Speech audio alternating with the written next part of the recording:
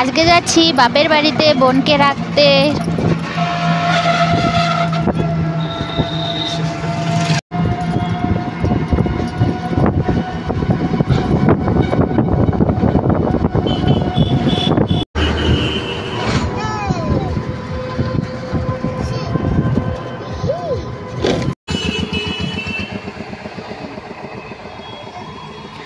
আমরা ছিটি থেকে নেমে বাসে উঠে পড়লাম।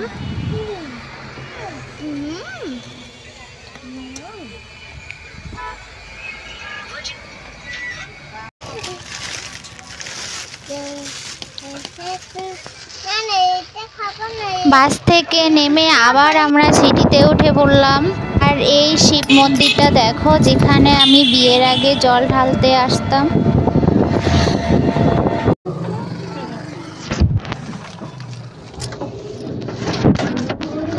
বলো দাঁড়াও দাঁড়াও, একটু দাঁড়াও বলো।